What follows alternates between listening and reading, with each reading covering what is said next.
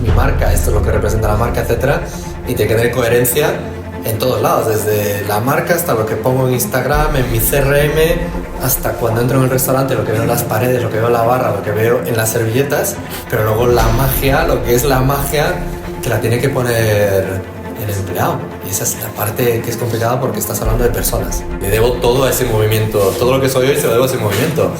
De que alguien diga, coño, es un tío con talento, voy a apostar por él en una cosa totalmente opuesta. Todos los días te levantas a las 7 de la mañana, lo primero que haces es mirar el PDF y decir, a ver cómo voy contra el plan.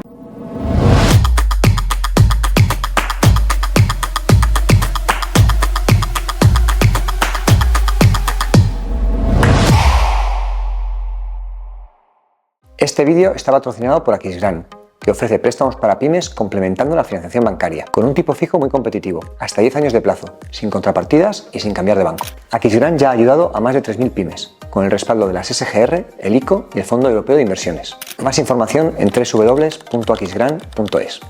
Muchísimas gracias por venirte al evento presencial de Primeros en agosto en Madrid.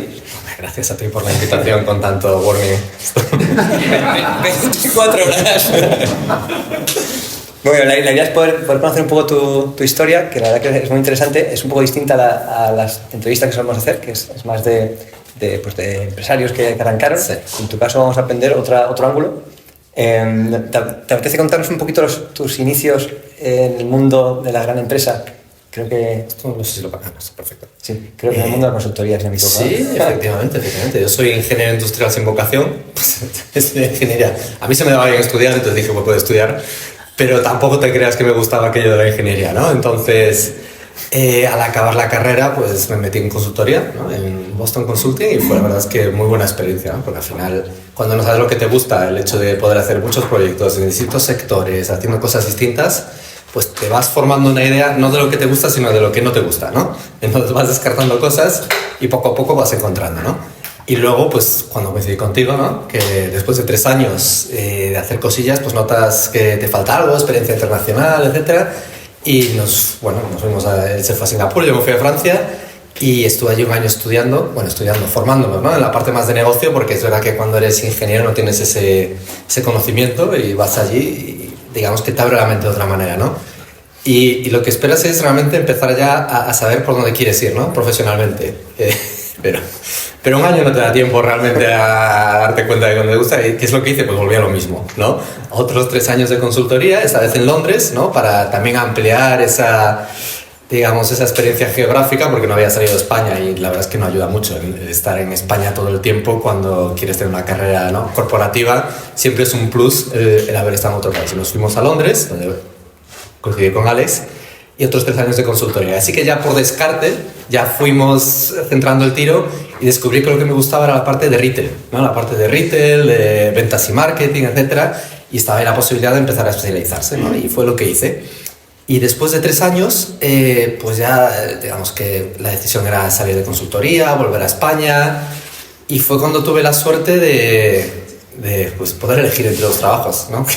Que aquí no voy a hacer la encuesta, pero básicamente puedo irme a Amazon, cuando Amazon molaba en 2013, que era como lo más grande, o a Burger King. Y claro, cuando levantas la mano, dices, ¿cuántos se hubieran ido a Amazon? El 98% se hubiera ido a Amazon, ¿no? Porque era lo que molaba en el momento, era la startup, era tecnología, y yo me fui a Burger King, ¿no?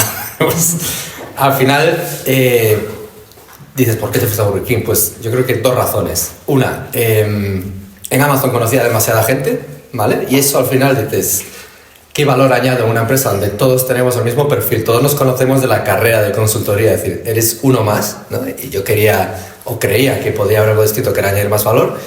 Y luego Burger King, lo que tenía diferente también era que detrás había un fondo, ¿no? Había un fondo que era además muy agresivo. Bueno, todos los fondos son agresivos, ¿vale? Pero digamos que la cultura era una cultura mucho más dinámica, más de hacer las cosas rápido, divertida, cuando lo comparabas con la gente que estaba en el sector, ¿no?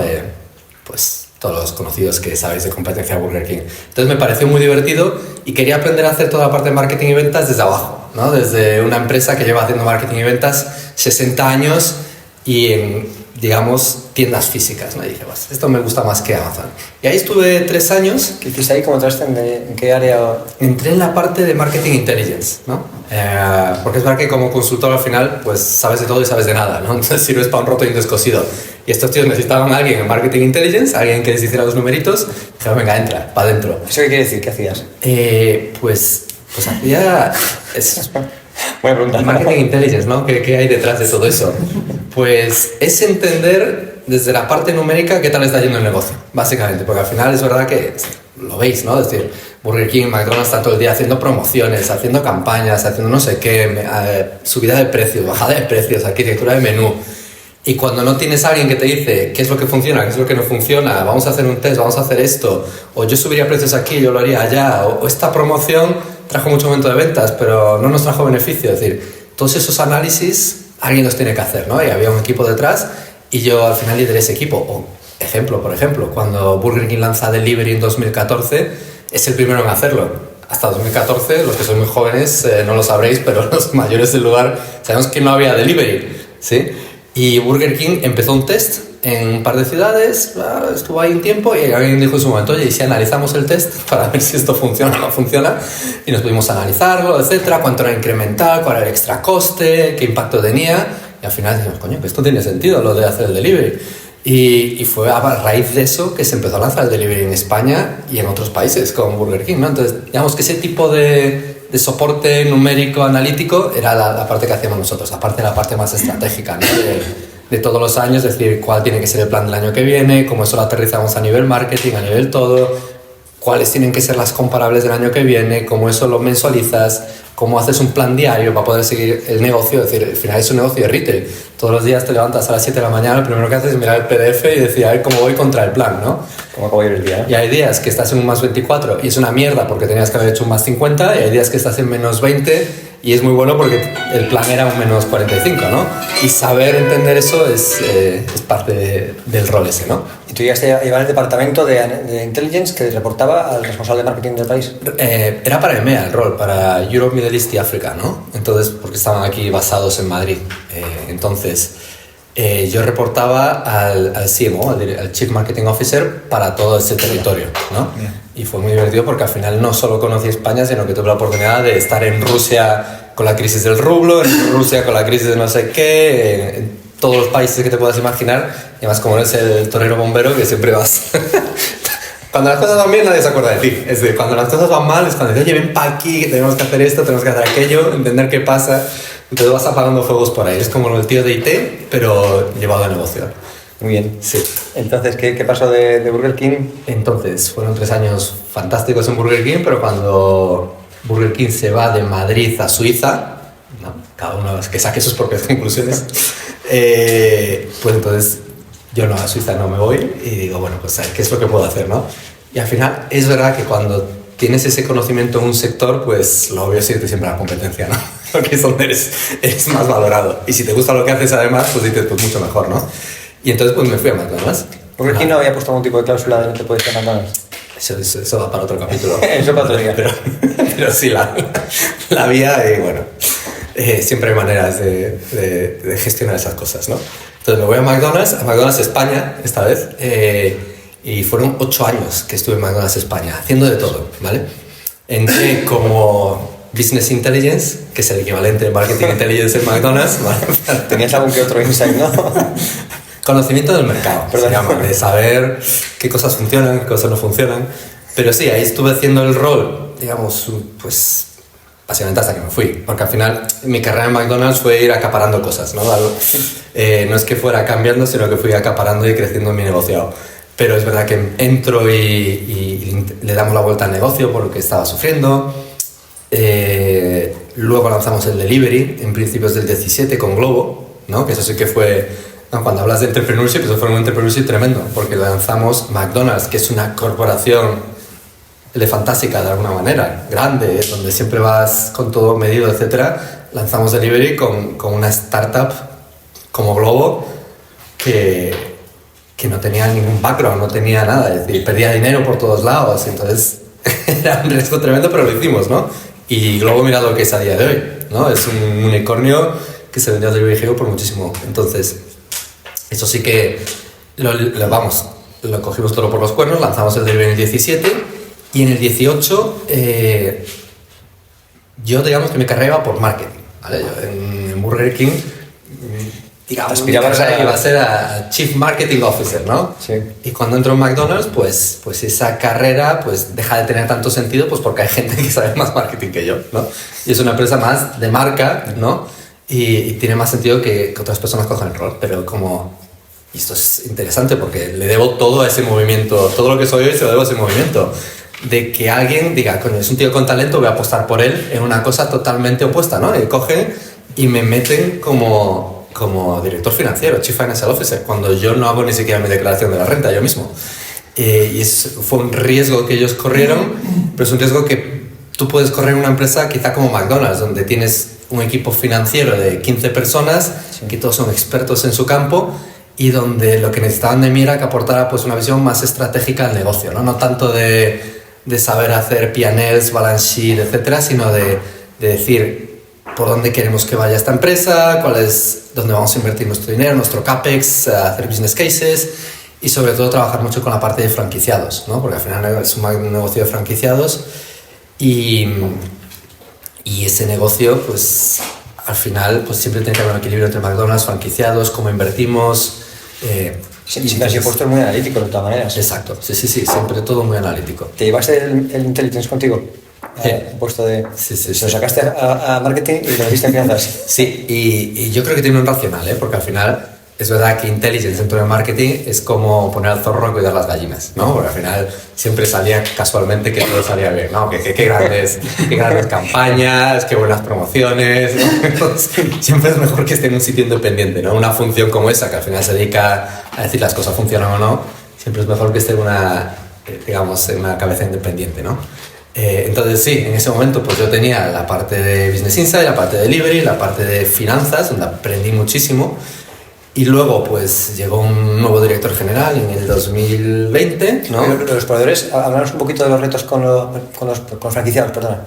¿Llevabas franquiciados? ¿Eras responsable de la No. Es decir, la parte de franquiciados es una parte independiente, pero tú como director financiero tienes mucho que decir en todo lo que es el día a día de los franquiciados, ¿no? Porque al final los franquiciados tienen un negocio de restaurantes y ese negocio, pues tiene unos unit economics y lo que hay que buscar es el equilibrio entre que McDonald's gane dinero y el franquiciado gane dinero, ¿no?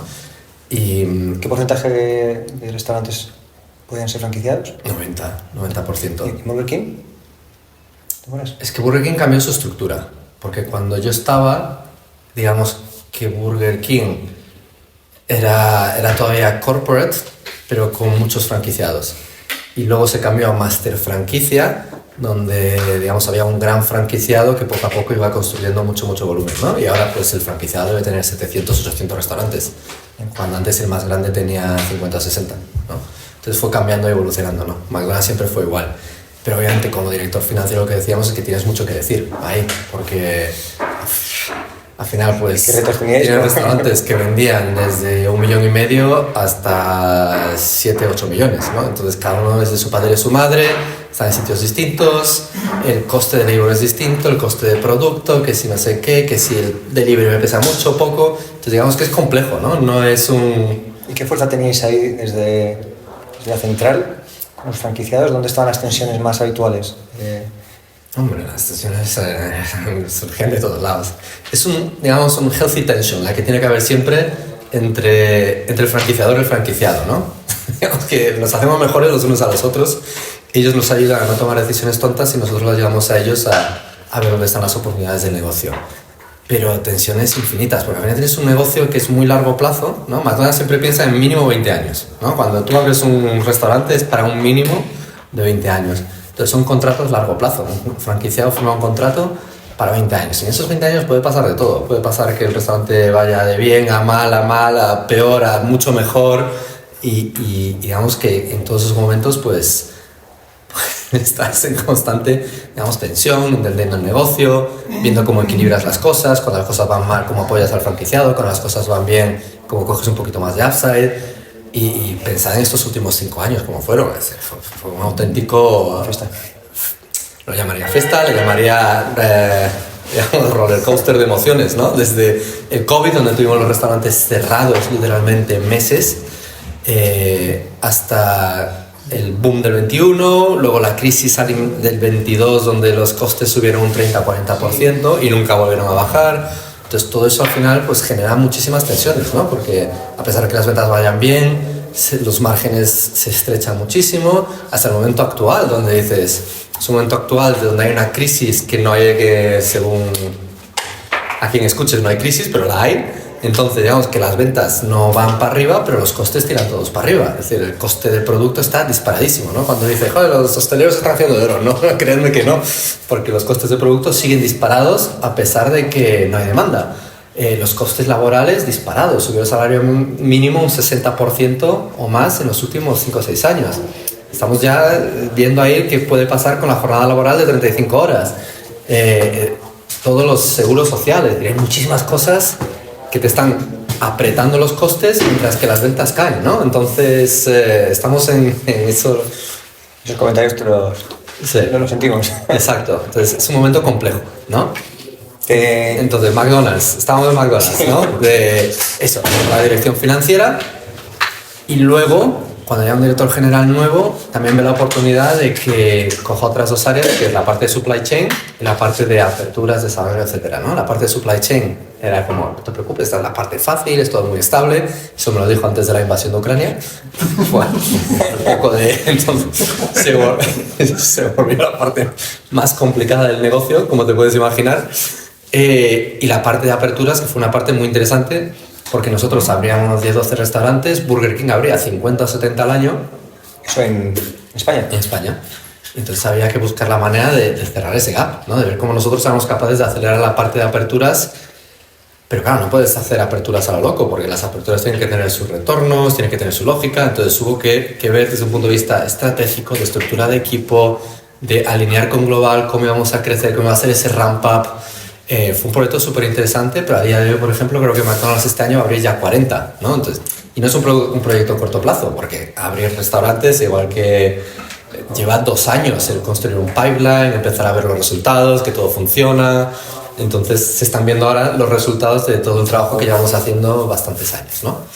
Y eso fue, digamos, la historia de 8 años. ¿Ves? Que cada 2 años pues iba cogiendo cositas nuevas, y eso es lo que te va manteniendo, ¿no? Hambriento y con ganas de seguir cambiando y conociendo cosas y aprendiendo, ¿no? Que yo creo que es la parte importante de cualquier trabajo en el que estés.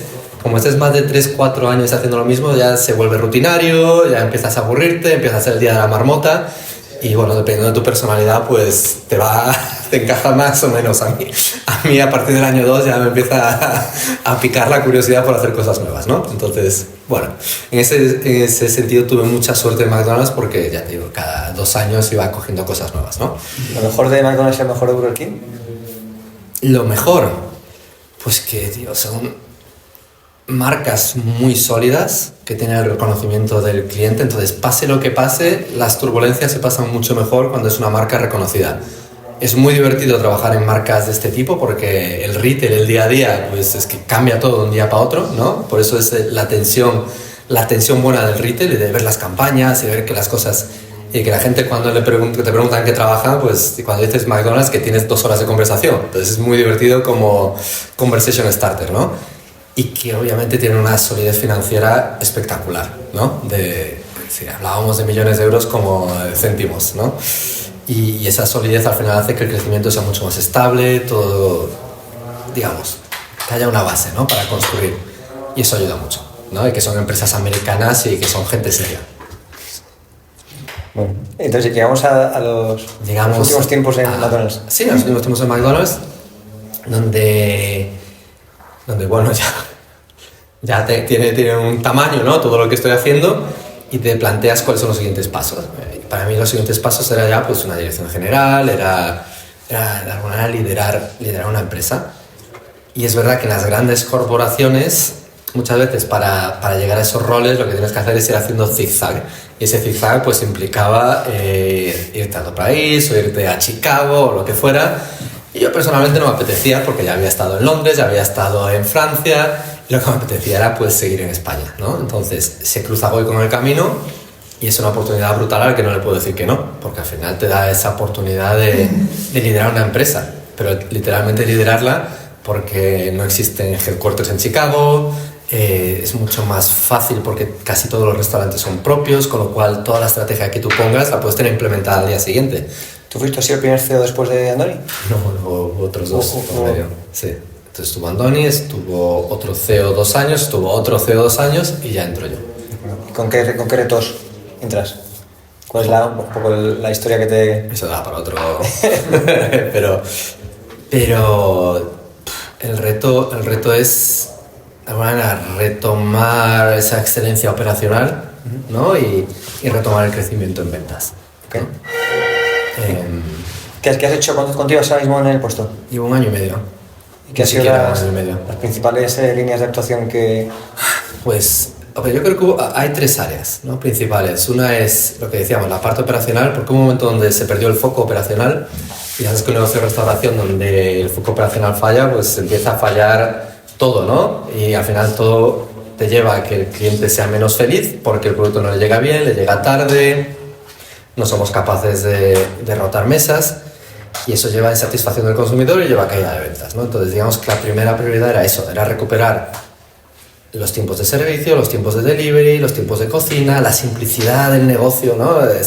Ver cómo somos capaces de optimizar los procesos, reducir los procesos en cocina, reducir ese portfolio de productos que teníamos. Y eso lo hicimos súper bien el último 1 año y medio y todos los KPIs la verdad es que están yendo muy bien.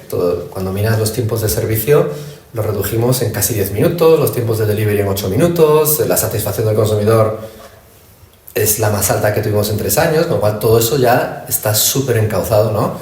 Pero hubo mucho trabajo detrás. ¿Cuántos restaurantes hay? Pues el año pasado lo cerramos con 129, creo. ¿Y qué estructura tienes operativa para empujar esos estándares? Es decir, ¿tienes un responsable por restaurante? Tenemos un gerente de restaurante y cada gerente tiene 2 capitanes, ¿no? Un capitán de cocina y un capitán de sala, ¿no? Y ellos son al final los que tienen que hacer que la magia suceda, ¿no? Y luego tienes una figura que es el gerente de operaciones, que creo que tenemos en torno a 15 de ellos, que son el engranaje entre lo que sucede en headquarters y lo que tiene que suceder en los restaurantes, ¿no? Porque si no, es difícil muchas veces que todo fluya, ¿no? Lo que tú decides ahí que fluya hacia abajo es difícil, sobre todo porque construir, digamos, una cadena de 10 restaurantes en Madrid es fácil porque lo que dices en headquarters bajas y se lo cuentas, ¿no? Pero cuando tienes un restaurante en Coruña, uno en Cádiz, uno en Huelva, uno en Reus, es mucho más complicado, ¿no? Que todo lo que está sucediendo en headquarters fluya. Entonces son muy importantes estas figuras de los gerentes de operaciones porque son los que transmiten en las 2 direcciones, ¿no? Lo que pasa en el restaurante te lo cuentan, te dan feedback, pero también lo que tú quieres que suceda, pues ellos son capaces de contar, ¿no? Es un número suficientemente pequeño de personas como para conseguir que el mensaje cale. Exacto. Y hay que también encontrar la manera en que cale, ¿no? Porque no puedes depender solo de personas cuando tienes una rotación del 80%. ¿Rotaciones de 80? Sí, 70, 80. Desde cada año nosotros contratábamos casi 1000 personas. Es una barbaridad. No puedes depender de que la gente lo conozca una vez y ya. Entonces tienes que buscar qué canales son los mejores, ¿no? Es el email, es el no sé qué, tal, ¿cómo lo cuento? Es el micro-learning. Hay 1000 maneras de intentar que la gente haga lo que tú diseñas de manera óptima allí, ¿no? Entonces, el negocio de retail es complicado en ese sentido. ¿Y luego una empresa como Oikos, ¿qué tamaño de equipo tiene en headquarters, en central? Somos en torno a 100 personas. ¿Y así un par de trazos en cómo se reparten entre los diferentes departamentos? Pues te diré que el grueso de la gente está en la parte de operaciones, ¿no? Es estos gerentes de operaciones, es Estos 15... digamos, la ejecución de las operaciones, pero también el diseño de las operaciones. Tienes gente de food safety, que son los que se cercioran de que no se muera nadie, que es también muy importante. Aquí tenemos tú y yo el debate continuo de si podemos conseguir traer la hamburguesa poco hecha. Exacto, que ahí el tema de la hamburguesa poco hecha, claro, a él le gusta la hamburguesa poco hecha, yo digo que un día va a morir, porque cuando pasas la carne picada por la máquina, nada te asegura que al sellarla, digamos que lo que está dentro se cocine, ¿no? Entonces cuando es una hamburguesa poco hecha, esa hamburguesa pasó por una máquina y sabe Dios lo que había en la máquina. No es lo mismo que un filete que puedes tomarlo poco hecho, porque eso está sellado. Entonces, bueno, digamos que el food safety tiene tela marinera. Pero bueno, operaciones es clave, ¿no? Pero igual de clave que es operaciones es recursos humanos, que son la gente que se tiene que cerciorar de que tenemos a la gente que necesitamos en los restaurantes, de que todo funciona bien, de que somos capaces de hacer el training de la gente. Marketing, obviamente, para una marca como Goico es súper importante, ¿no? Porque al final somos lo que somos gracias a la marca que construyó Andoni y eso hay que mantenerlo vivo, con lo cual nosotros invertimos mucho en marketing, tenemos que seguir teniendo esa conexión con la gente, tenemos 1 millón de usuarios en CRM, 600.000 en Instagram y todo eso al final es un asset tremendo que tienes que darle vida. Entonces, tú eres uno de los CEOs que es más activo en redes, o por lo menos en LinkedIn, ¿se puede decir? Sí, en LinkedIn sí. ¿Esto lo arrancaste con Goico? ¿En qué momento arrancaste en el mundo de LinkedIn? Pues empecé en McDonald's, en un momento en el que ellos decían, bueno, tenemos que darle visibilidad a cositas, y empiezas a publicar cosas, te deprimes porque solo hay 5 likes, pero dices, bueno, venga, voy a seguir, tal. Y al final... Se empujó un poco la compañía. La compañía empujó en su momento. Qué bueno. Y la verdad es que hay que tener constancia en eso, porque los inicios son duros. Sí, es triste, tienes que ir buscando, oye, dale al like, ¿no? Que pasas por pasillos, ¿no? Exacto, sí. Buscando amigos por ahí. Pero bueno, luego vas cogiendo carrerilla y ya cuando estás en este rol en el que estoy yo, ya lo ves casi como parte del rol, ¿no? Porque es verdad que publicas de todo, pero parte de tus publicaciones es para darle visibilidad a lo que hace la marca, al sector de restauración en sí, ¿no? Que muchas veces pues necesitas también darle bombo a todo lo que hacemos, ¿no? Entonces es parte de eso. Pero bueno, esto no se construye en 2 días, por lo cual es el resultado de haberlo ido trabajando durante años. Efectivamente. Así que os animo a todos a empezar a publicar. Muy bien. Pero no sé qué estaba diciendo. No, estamos con las prioridades que había visto el tema operativo, ¿no? Sí, el tema operativo. Otro tema yo creo que era ordenar todo lo que estábamos haciendo en marketing, ¿no? Porque es verdad que cuando naces como marca porque Goico en algún sentido es una marca súper joven porque nace en el 2013, con lo cual solo tenemos 12 años de historia, pero es verdad que pasaron tantas cosas en estos últimos 12 años, porque Goico cuando nace está solo, es decir, no había nadie que hiciera esas hamburguesas premium como lo hacía Goico y con el tono y la marca y el marketing que lo hacía Goico, es decir, estábamos solos en el mercado, creamos ese segmento, pero después de 12 años la gente empezó a ver que eso funcionaba y os fijaréis que hay 20, 30 marcas de hamburguesas que de alguna manera intentan replicar lo que hacía Goico hace 13 años, que hacen un producto muy similar a Goico, de una manera muy similar, con un tono de voz muy similar, con un marketing muy similar y bueno... Y encima son más pequeñitos y tienen incluso más agilidad para hacer locuras. Y te toca reinventarte, ¿no? Y es verdad que cuando te intentas reinventar cuando está lloviendo es el peor momento, ¿no? El tejado siempre hay que arreglarlo cuando hace sol. Entonces, claro, siempre corres el riesgo de, pues, o querer volverte muy promocionero o de intentar replicar lo que me funcionó hace tiempo pero que ya no te funciona. Entonces, esa parte de intentar entender cómo desde un punto de vista de marketing nos tenemos que reinventar con todas las palancas que tengas, desde la marca hasta cuál tiene que ser mi posicionamiento, mi tono de marca, cómo exploto mejor la parte de CRM, porque aparte de CRM puedes ir desde matar moscas a cañonazos, de le voy a mandar la misma promoción al 1.000.000 de tíos que tengo en la base de datos, a le mando una promoción distinta a cada tío que tengo en la base de datos. Nosotros no estamos ahí todavía, ¿no? Pero nos gustaría llegar al ir de este one-to-all al one-to-one, ¿no? Pero antes tienes que pasar por el one-to-some y el one-to-many y no sé qué. Entonces, estamos en ese proceso de intentar segmentar mucho mejor pues, toda nuestra base de datos y de que a ti, si te gusta el pollo, te mande ofertas de pollo y si a quien le gusta la carne o tiene familia, mandarle ofertas de familia. Entonces, estamos en ese punto, ¿no? Y eso es un camino largo, ¿no? Largo y tedioso, que hay una parte tecnológica importante que hay que desarrollar y cuesta. Entonces, digamos que esa era la segunda parte de, digamos, estructurarnos mucho mejor el marketing. Y luego ya la tercera es llegar a una organización que había pasado, pues, de ser una startup en 2013, que no existía, que creció muy rápido, haber pasado por un par de CEOs y de alguna manera poner, digamos, rumbo en la organización, ¿no? Y lo primero que hicimos al llegar fue decir, hay que ir por aquí, porque es verdad que bueno, vosotros lo sabréis, hay muchas veces que estás en una organización y el día a día te come y la gente de la organización pues está metida en el día a día y no sabe muy bien cuál es el rumbo de la empresa en el próximo año, 2 años o 3 años, ¿no? ¿Cuáles son las prioridades de la empresa? ¿A dónde queremos llegar, no? Y cuando estás así en ese, pues puedes estar unos meses, puedes estar un año así como apagando fuegos todo el día pero a veces necesitas saber cuál es esa estrella polar a la que tienes que apuntar para ir dando esos pasitos, ¿no? Y que no te vayan perdiendo en las prioridades del día a día. Y eso fue lo primero que hicimos, fue poner un plan estratégico en los primeros meses y decir, oye, por aquí, esta es la dirección, ¿no? Y aunque sea la dirección equivocada, al menos es una dirección y ya iremos corrigiéndola, ¿no? Y luego también, pues intentar animar la organización de alguna manera, ¿no? Cambiar ciertas cosillas que yo creía, ¿no? Por donde me había criado y visto en otras corporaciones que podían ayudar, ¿no? Un ejemplo es el tema de los despachos, ¿no? Por ejemplo, cuando entras y ves que está todo el mundo, todos los directores en despachos y yo soy muy anti-despacho en ese sentido. ¿Por qué? Porque creo que eso no ayuda a la comunicación, creo que los despachos lo único que hacen es crear silos y la gente casi habla por correos, ¿no? Con el tío de al lado. Entonces lo primero que hicimos fue nos cargamos los despachos. Llegaste y te quitaste los despachos. Sí. O sea, un par de personas no muy contentas con la llegada del nuevo CEO. Sí, bueno, no sé si estaban contentos o no, pero muchos de ellos estaban en despachos por inercia, porque se encontraron los despachos y se metieron en despachos.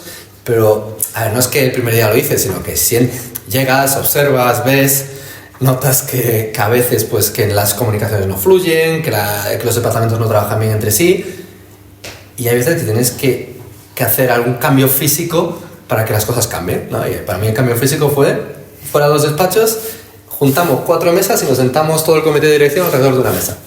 Y eso hace que al menos tengas ¿sabes? El de marketing y el de operaciones estén al lado del uno del otro y que puedan comunicarse, y el de recursos humanos y tal. Entonces, eso ayuda muchísimo a que fluya la comunicación, la gente trabaje mucho mejor. Y ven los retos del otro. Exacto. No, y que no se hablen por la gente por email. Yo dije, a mí no me mandéis emails. Hay 20 personas copiadas y os escribís entre gente que estáis a 3 metros. Entonces, ese tipo... Y son unas cuestiones culturales, ¿eh? Y hoy con no nació así. Pero es verdad que va evolucionando y pues cada CEO va metiendo su impronta y al final acaba en cosas así. Y pues tú como CEO también quieres decir, oye, pues yo creo que lo que aporta ahora es romper barreras, romper silos y que todos trabajemos de una manera mucho más unida, porque todo al final, todo lo que hacemos, no podemos poner la perspectiva de que trabajamos para los restaurantes.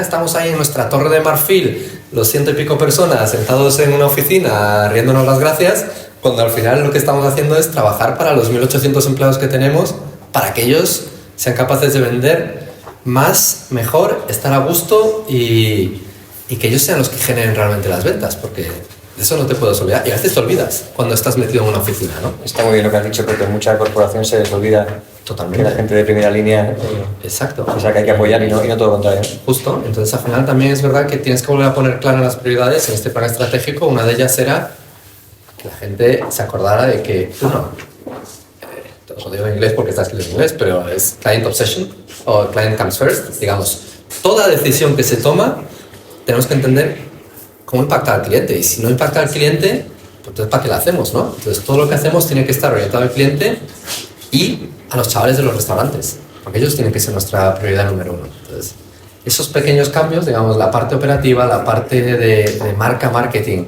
y esta parte más organizativa, pues fueron las 3 grandes prioridades del año 1. Okay. Una última pregunta y si quieres abrimos a otros. Después de casi 20 años de carrera profesional, llevas 1 año y medio como CEO, sí. Que suena guay, Chief Executive Officer. Lo mejor y lo peor de ser CEO de una organización. A ver, lo mejor es que es muy divertido, ¿vale? Es muy divertido y al final, siempre que estás en estos roles, ¿no? De Business Insights, etcétera, pues estás muy cerca del negocio, pero es verdad que te quedas con las ganas de implementar cosas, ¿no? Decir, joder, pues yo haría esto, yo haría aquello, no sé qué. Muchas veces no puedes, pues porque Headquarters decide en Chicago que no vamos a hacer esta hamburguesa, o que esta campaña no les gusta, o que no vamos a invertir en esto. Entonces todo eso al final se acaba y tú eres, digamos, el último decisor de todo esto, ¿no? Pero por otro lado, la parte mala es que todo el mundo te mira y dice, ¿qué hacemos ahora? ¿No? ¿De cómo salimos de esta? O cosas que yo a veces también cuando estaba en la sala del comité de dirección en McDonald's, había veces que decía, qué putada que mi jefe tenga que tener que tomar esta decisión. No me gustaría estar en su piel. Pues ahora estás en su piel, ¿no? Y ahora, cuando hay que tomar decisiones difíciles, pues todo el mundo te mira a ti y te dice, ¿qué hacemos, no? Entonces esa es la parte fea, ¿no? Pero sí, la cara A y la cara B de lo mismo, ¿no? Muy guay. Si te parece lo dejamos así. Muchísimas gracias por este recorrido ágil, pero con 1000 historias. Sí, dará para escribir un libro un día. Muchas gracias por haberte venido con tan poquito tiempo de... Un placer. De notificación. Y si te parece abrimos un poco a que nos haga alguna pregunta por ahí. Venga. Bueno. Todo vuestro. Sí, podemos preguntar.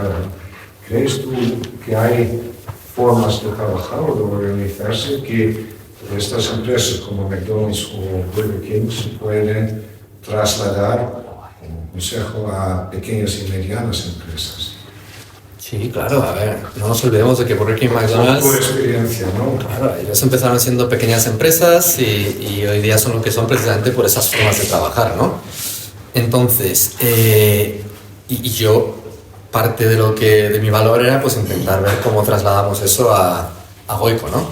Que Goico yo cuando entré ya no era una startup, ya era una empresa bastante sólida, pero siempre hay cosas que puedes aprender, ¿no? Una de ellas es la que te decía, la de esa planificación anual, ¿no? Es decir, por ejemplo, el tener ese plan estratégico a 3 años, pero refrescarlo todos los años y tener el proceso de refrescarlo, es decir, nos juntamos en septiembre, cada uno dentro de su departamento para discutir ya qué vamos a hacer el año que viene, empezar en septiembre a pensar qué vas a hacer el año que viene.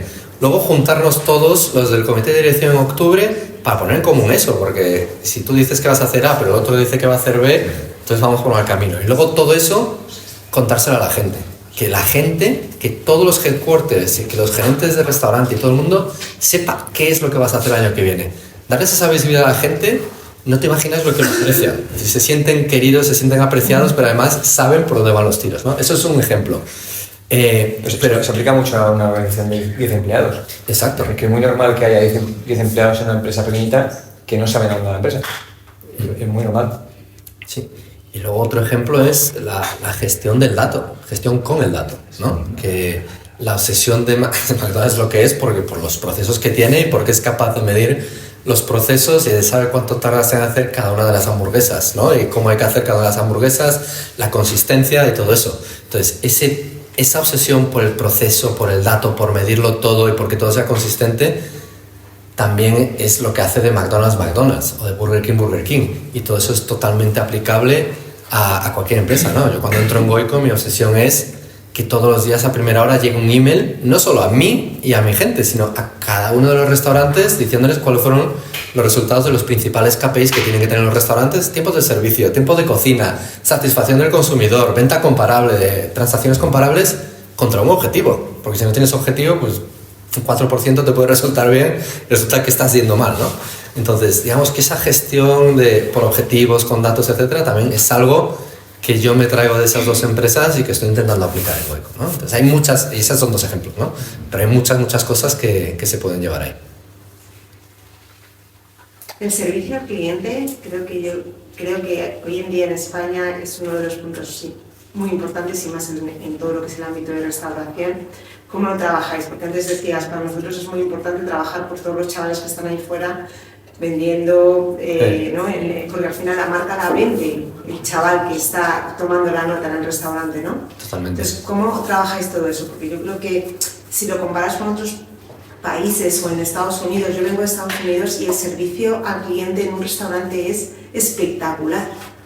Y aquí, sin embargo, es como, venga, decidme que tengo 5 esperando, ¿no? Pero no sé si es algo cultural o es algo que estáis trabajando para que realmente sea excelente. Sí, bueno, Estados Unidos es otro mundo en ese sentido, ¿no? Pero lo que es el servicio, primero tienes que entender cuál es la experiencia que quieres dar, ¿no? Es decir, cuál va a ser te digo eso y por canal, es decir, cuál tiene que ser mi servicio en delivery, en sala, en takeaway, lo que sea.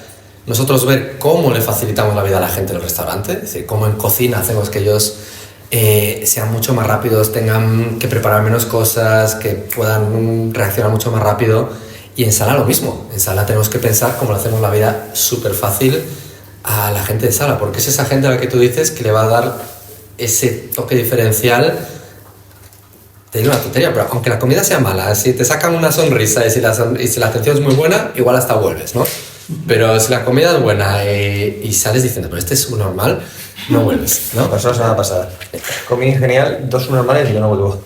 Exacto. O sea, entonces, y tienes que entender muy bien cuáles son esos puntos de magia, ¿no? Esos puntos súper importantes, porque en McDonald's, por ejemplo, está muy identificado. ¿Cuáles son esos momentos de la verdad y está súper medido, donde efectivamente haces el impacto positivo, ¿no? Pues aquí tienes que entender lo mismo. Es decir, yo puedo tener 10 o 12 empleados que sé que son 2 los que van a hacer que esa experiencia sea increíble, ¿no? Que son el el que te toma el pedido, el que te hace la sugerencia, el que te dice, pues yo probaría esto porque es lo que me encanta, o si no probasteis esto, os probad aquello. Y incluso el momento de la despedida, ¿no? De cómo si no te haga esperar por la cuenta, que te pregunte qué tal está todo. Entonces, yo no lo tengo tan bien medido, pero sabemos cuáles son esos momentos de la verdad. Eso lo trabajáis, ¿no? Con ellos. Exacto. Hacéis formaciones. Haces formación, tienes un protocolo donde dices que cada uno hace el protocolo a su manera, ¿no? Pero hay un protocolo donde dices, oye, que tienes que dar los buenos días, tienes que sonreír, tienes que preguntar qué es lo que desean, hacer la sugerencia. Es decir, todo eso está súper, de alguna manera, desarrollado, pero es verdad que depende de la gente, de que la gente pues quiera seguir el protocolo o ejecute, o que en momentos pico pues la gente va como pollo sin cabeza, ¿no? Al final no podemos olvidarnos de que son humanos y tienen 100 personas a las que atender y los protocolos te los vas saltando, ¿no? Según... ¿Hacéis Mystery Shopping, cosas así para chequearlo? Hacíamos Mystery Shopping, lo dejamos de hacer porque al final es verdad que el Mystery Shopping te daba... Hacías, pues pone que 3 al año en cada restaurante. Decían, no, pues en este restaurante tardé en comer 60 minutos, lo que sea. Y yo dije, coño, no me interesa 3 tomas de datos en un año cuando puedo medir cada transacción cuánto estoy tardando exactamente, ¿no? Entonces digamos que lo dejamos de hacer por eso, porque ya tengo datos. Por eso digo, es importante la parte del dato, porque puedes medirlo todo, absolutamente todo en un restaurante, ¿no? Entonces, así que la parte importante de la experiencia la da principalmente el camarero, y tienes que cerciorarte que la da cuando la tiene que dar. Entonces, sí, es muy importante tener bien definido el protocolo, es muy importante la formación, pero claro, es súper retador cuando tienes una rotación del 80%, ¿no? Que esté siempre la gente formada. Es muy importante también la parte de los incentivos, y cómo incentivo a que, pues ellos, de alguna manera quieran vender más, o quieran recomendar producto, o quieran sonreír, que es complicado, ¿no? Porque al final es un trabajo, pues, que desde un punto de vista de percepción de sociedad, pues de lo más bajo que puedes conseguir, ¿no? Ser un camarero, ser un cocinero, que en el fondo, pues es un sector muy divertido, que también es un punto de entrada en el sector laboral, ¿no? Porque mucha gente que no tiene acceso a otros trabajos, pues entran en restauración, ¿no? Porque te requiere menos formación, y nosotros somos los que les damos la formación y que optas a una carrera, ¿no? Entonces tenemos que trabajar también nosotros mucho el que le parezca atractivo a la gente, pero no podemos olvidarnos de eso, de que hay que dar el protocolo, hay que dar la formación, y hay que apalancarse mucho en la tecnología a día de hoy. Y la tecnología lo que nos hace es te pongo el ejemplo de McDonald's, ¿no? De los kioscos. Es que en McDonald's ya no tienes un camarero, tienes un kiosco. A ver, te puedes ir a pedirlo. Tienes un camarero. Bueno, sí, pero ya no tienes esa... Te lo puedes tú arreglar todo solo, quiero decir, ¿no? Es decir, bueno, sí. Meto el numerito, me siento y me lo traen. Sí, pero la experiencia antes de McDonald's, acuérdate. Nadie te pregunta, ¿sabes? Tú ibas y le tenías que pedir a un tío que estaba detrás de un mostrador que lo que quería era darte pista rápido porque tenía otros 20 detrás, ¿no? Entonces digamos que era una experiencia hasta desagradable. Después de 10 minutos en la cola. Exacto, hasta desagradable para todos, para el que está haciendo los pedidos porque está cansado de hacer pedidos, y para el que está haciendo el pedido como consumidor porque le están metiendo prisa y ¿qué te pongo? Viva con Coca-Cola, porque es lo primero que tiene en la cabeza. Entonces, ahí la tecnología lo que hizo fue añadir mucho valor, porque te ponen kioscos y tú vas a tu kiosco, te tomas tu tiempo, ves todos los productos, es mucho más fácil elegir, hasta pides más productos, te das todo feliz, y tienes al camarero que te trae la comida a la mesa en el momento en que te añade valor. A ti eso te añade valor, que te traigan la comida a la mesa, te pregunten... Sí, que no tienes que estar de pie. Claro, le falta algo a usted, quiere más ketchup, quiere no sé qué. Ese es un momento de añadir valor. Y no el que alguien te coja el pedido rápido y con cara de agobio, ¿no? Entonces ahí es donde la tecnología te añade valor. Entonces hay que pensar cómo en cada uno de los sectores, y en concreto en mi segmento de mercado, puedo apalancarme en tecnología para añadir valor. Que no es fácil ni obvio, ¿eh? ¿Qué estáis pensando en Goico? ¿Qué si estás sobre la mesa? No vas a poner un... Es que sí, cosas como kioscos, es que le quita toda la gracia al casual, ¿no? Un kiosco, pero es verdad que puedes tener pues pedido en mesa, o puedes tener una app desde la que tú puedas interactuar con la marca de distintas maneras, donde sea un one-stop shop, ¿no? Puedo hacer delivery, takeaway y pedir desde la mesa, puedo ver la carta, puedo tener jueguecitos que me entretienen mientras espero, puedo mirar los alérgenos, es decir, hay 1000 cosas donde la tecnología te puede añadir valor, ¿no? Y que así además me ayuda a que yo te conozca mejor, y eso hace que todo lo que yo luego te pueda proponer pues esté mucho más afinado y que sea mucho más relevante cuando te lo propongo, ¿no? A mí es que en Goico me pasó personalmente, por eso te hablaba de la experiencia, porque es que me pasó que como la publicidad me parecía tan chula y de repente veías las servilletas que te ponían no sé qué, el chorreo, no sé cuántas cosas. Y entonces yo me esperaba unos camareros súper simpáticos. O sea, como que ese rollo de la parte marketingiana la iba a experimentar en el restaurante. Y luego me di cuenta, bueno, pues que sí, que a ver, pues que normal. ¿Entiendes? O sea, no, pero que a lo mejor tú como consumidor, como no te esperas ese marketing tan divertido o tan diferente, pues esperas la experiencia quizás también diferente dentro de una marca. Y esa es la parte compleja de construir una marca, porque al final tú construyes una marca como una persona, ¿no? Digamos, esta es mi marca, esto es lo que representa la marca, etcétera, y tiene que tener coherencia en todos lados, desde la marca hasta lo que pongo en Instagram, en mi CRM, hasta cuando entro en el restaurante, lo que veo en las paredes, lo que veo en la barra, lo que veo en las servilletas, pero luego la magia, lo que es la magia, que la tiene que poner el empleado. Y esa es la parte que es complicada porque estás hablando de personas. Y las personas pues tienen días buenos, tienen días malos, como todos, ¿no? Está aquí Adrián y luego Sonia.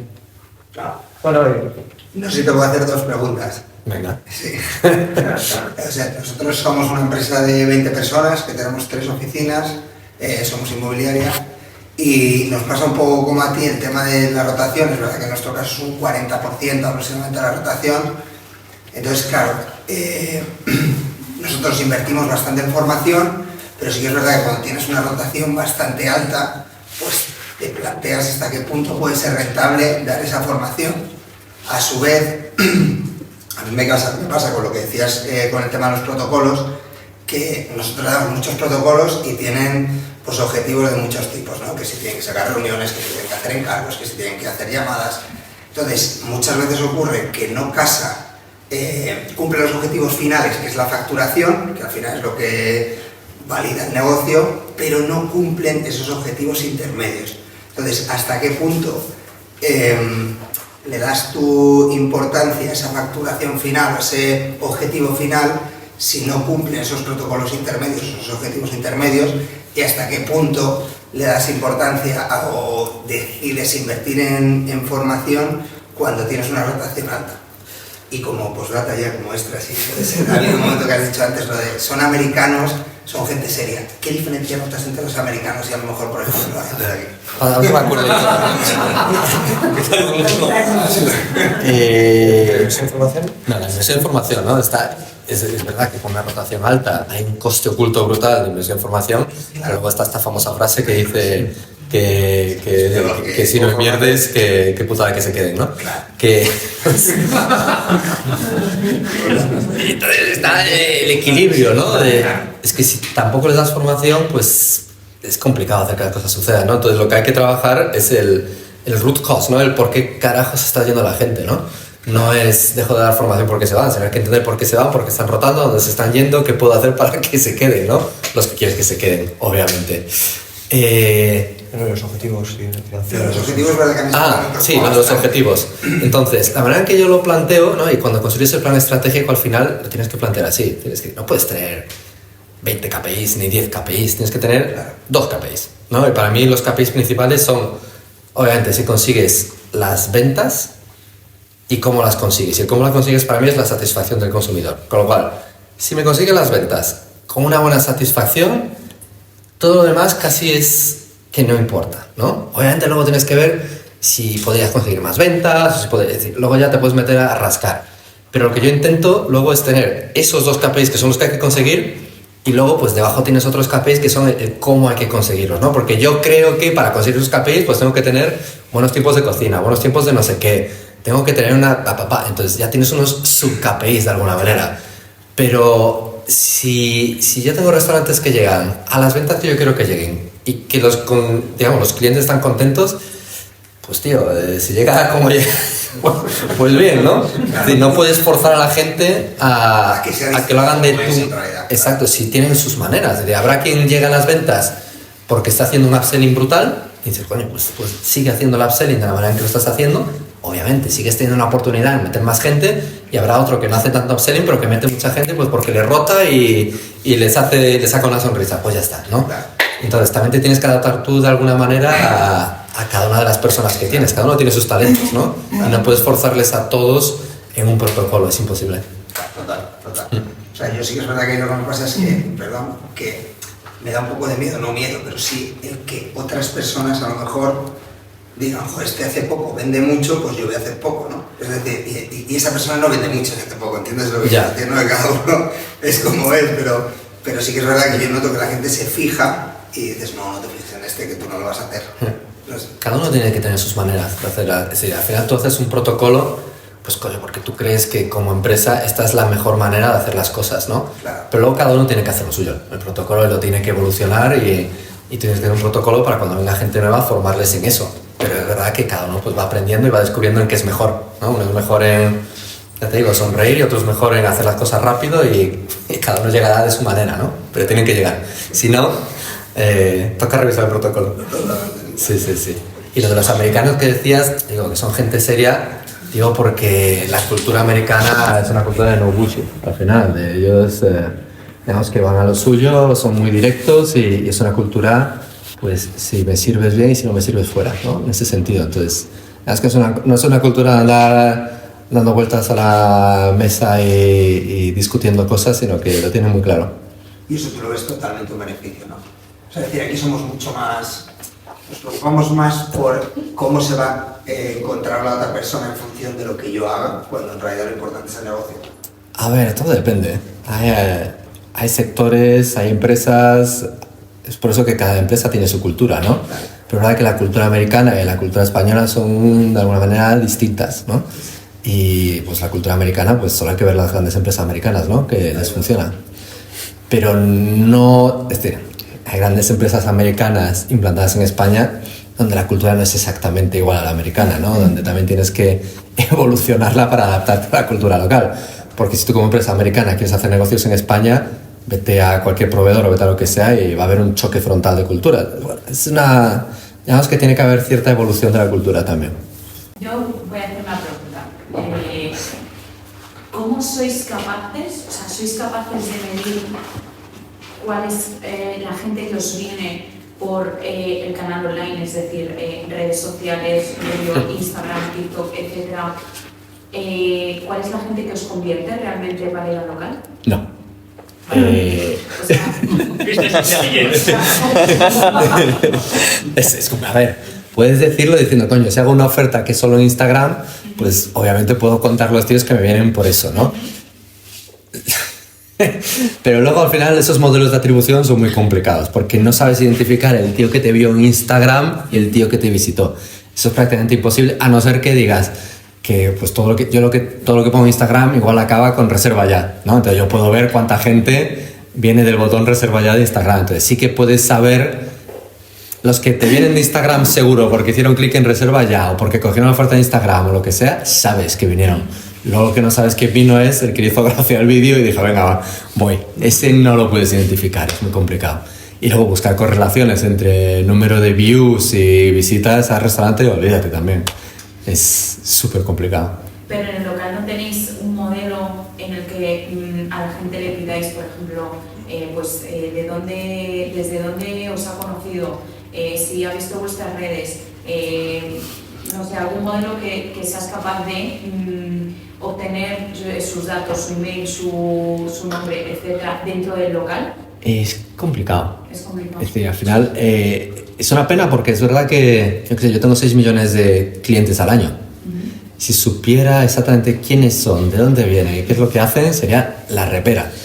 Y muchas veces esos modelos es complicado. Es decir, yo lo que quiero es que cualquier cliente que venga esté registrado en mi programa de loyalty y se identifique cuando viene. Eso sería el sueño húmedo de cualquiera, ¿no? Porque eres capaz de conocer al dedillo esa persona cuando pide delivery, cuando viene al restaurante, a qué restaurantes va, qué tipo de producto consume, si viene con familia, si viene solo, cuándo viene. Entonces, eso sería increíble conocer todo eso, porque entonces ya te ajustas a él, ¿no?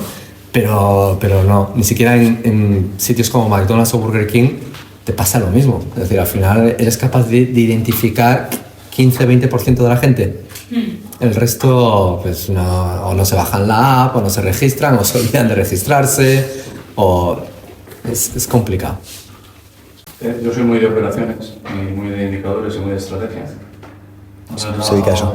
Criterios, juegas a desde que llego hasta que pido, desde que pido hasta que me sirven, desde que me sirven hasta que pago. Son 3 momentos, ¿no? Sí. Lo tienes todo medido, muy estructurado, estándares. ¿Qué limita el crecimiento? Entonces ahora lo tengo súper bien, lo tengo bien montado, Sí. arrastro una mochila buena. ¿Qué te frena? ¿A mí? A la empresa. Ah, ¿Qué frena el crecimiento ahora? hombre, Sí, o sea, sí. hay tantos factores. Pero ¿cuál es el...? Hombre, tienes factores externos como el mercado que está hecho una mierda, ¿no? Por la crisis de confianza del consumidor, bla, bla, bla. Luego tienes la competencia, ¿no? Que la competencia al final es lo que hablábamos antes, ¿no? Antes, hace 13 años o 12 años estábamos solos y ahora la competencia en el sector hamburguesa gourmet, hamburguesa premium es brutal, ¿no? Entonces tienes estos factores que no ayudan en absoluto. Y luego ya, pues es casi ir bajando por, digamos, el funnel de marketing, ¿no? Ese que dice cómo vas desde el brand awareness a la consideración, a la visita, etcétera, ¿no? Entonces, ¿me conoce mucha gente? Nosotros tenemos un conocimiento de marca del 70%, es decir, no tengo un problema de que la gente no me conozca, ¿no? Tengo un problema quizá de que me gustaría que me consideraran más, ¿no? ¿Y por qué no me considera la gente? Pues no me considera o porque no estoy donde tengo que estar localizado, no estoy en los centros comerciales donde tengo que estar, no estoy en las plazas donde tengo que estar, o simplemente que la competencia está haciendo cosas mejores que yo, ¿no? Entonces dices, como ya el pasar de conocimiento a consideración ya es un problema. Luego, de consideración a visita, ahí es donde yo tengo más palancas, ¿no? Porque una vez que te consideran, ya dices, ya estoy en la terna de sitios a los que visitar. Entonces ya les tengo que dar excusa para que te visiten. Y dices, ¿qué excusa les doy? Pues le puedo dar una oferta, le puedo dar una innovación nueva, le puedo dar un email para que se acuerden de mí, de que estoy ahí. Puedo poner lucecitas en los restaurantes. Es decir, cualquier excusa es buena para que te visiten. Y luego ya está que la experiencia sea buena, ¿no? Y que sea una experiencia que te apetezca repetir y que digas, joder, pues voy a volver a Goico en vez de irme a la competencia, ¿no? Entonces eso sí que es donde la magia sucede, porque yo me puedo gastar millones de euros en traer gente a los restaurantes que como vengan y la experiencia no sea buena porque me puso mala cara o porque tardé 1 hora y media en comer o porque el sitio olía mal, estás jorobado, ¿no? Entonces, palancas, 1000, barreras, 1000. Entonces esa es la cuestión. Y hay que ser mejor que el de al lado, que la competencia y seguir trabajando cada una de las líneas de las que te hablaba de ese embudo. Sí. Yo voy en otra dirección. Proveedores. Que hablaste de los proveedores, que los americanos se pagan de una manera y en Sí. Europa de otra. Dentro de la estrategia corporativa hay desarrollo de proveedores. Siempre. O vas y le compras al más económico. Pues todo depende del momento, ¿no? Aplica la de Samsung. por poner- David Goliat. Por poner contexto, Luis hace pan de hamburguesa sin gluten. Por si alguno no estaba. Genial. Yo soy gran cultura pequeño. Pero ya estáis trabajando, ¿no? ¿Ya estáis trabajando? Sí. Pues Todo tiene sus etapas, ¿no? Es decir, tú cuando empiezas como empresa pequeña, lo que necesitas es un proveedor fiable que te ayude, que te haga crecer, que si tú necesitas algo, él te lo haga, ¿no? Entonces sueles, digamos, casarte con alguien para tratar de crecer juntos, ¿no? Y luego llega el momento de, pues hay que optimizarlo porque es un carajal, ¿no? Y empiezas a ver oportunidad, llega un cero nuevo que dices, esto está muy caro, tal, y es, o debe haber una crisis como la de Ucrania, donde se dispara todo un 40%, y ese es el momento en el que dices, vale, muy bien, hasta aquí llegamos con estos socios, ya es momento de empezar a buscar, digamos, ahorros, ¿no? Por todos lados. Y ese es un momento quizá de locura transitoria, donde empiezas a ir al más barato, etcétera, te trae disgustos, algunos, otros funcionan bien, pero vas abriendo más la mira, ¿no? Y vas, digamos, esa estrategia que traías de me caso con alguien, pues la rompes, ¿no? Y dices, pues me tengo que ir pues quizá con proveedores más grandes, o tengo que ir con gente que me da mejor precio. Y luego, pasar esa locura transitoria que te dura lo que te dura, es ya el momento otra vez de volver a empezar a trabajar, pues ya cuando según tú te vas cogiendo tamaño, ya también necesitas que tus partners sean partners sólidos, reliable y que te puedan acompañar en tu crecimiento, imagínate, internacional, ¿no? Entonces, digamos que pasas esa fase de tengo un partner que me acompaña, que me ayuda a crecer, que se ajusta a mí, empiezo a descubrir, ¿no? de nuevos partners, etcétera, al momento en que ya necesito un poquito más de estabilidad para poder esa siguiente fase de crecimiento e incluso acompañarte internacionalmente, ¿no? Porque ya no te sirven partners pequeños porque por la operativa que tienes, por el volumen que tienes, por las necesidades que te surgen, pues va siendo más complicado trabajar con partners pequeños y tampoco quieres tú tener un partner pequeño donde el 80% o el 90% de su negocio es tuyo, porque también luego les puedes hacer una faena tremenda, ¿no? Entonces... Sin embargo, yo tengo la experiencia de cuando McDonald's fue a Venezuela. Sí. Nosotros pedimos el contrato de las hamburguesas, pero la empresa que se lo ganó creció con McDonald's. Sí. O sea, se hizo un monstruo, trabajando, Sí. no diría exclusivamente, pero casi exclusivamente para ellos. Sí. Pero claro, ese es el ejemplo de McDonald's, que ya no era una empresa pequeña, digamos, ya era una empresa grande y ellos, cuando entras en un territorio y tienes que construir una cadena de suministro, la parte complicada de estos negocios es cadena de suministro, ¿no? Por eso muchas marcas no están en África, porque es complicadísimo construir una cadena de suministro desde cero, ¿no? O cuando McDonald's entró en España, pues tendría que encontrar su proveedor de carne, su proveedor de pan, y obviamente McDonald's ya no empieza con cualquiera, ya empieza con una empresa que ellos vean que es sólida, que puede crecer, etc. Y ellos ya en ese momento no tienen la necesidad de andar cambiando de proveedor, pues porque ya escogen bien al principio, ¿no? Escogen bien a alguien que tenga la capacidad, les dan el servicio a largo plazo, ellos invierten. Entonces, bueno, puede ser una historia donde te saltas el paso intermedio de locura transitoria. De la locura transitoria. Sí. Muy bien, pues muchísimas gracias, Alejandro. A vos. Creo que hemos aprendido un montón. Un aplauso para este hombre.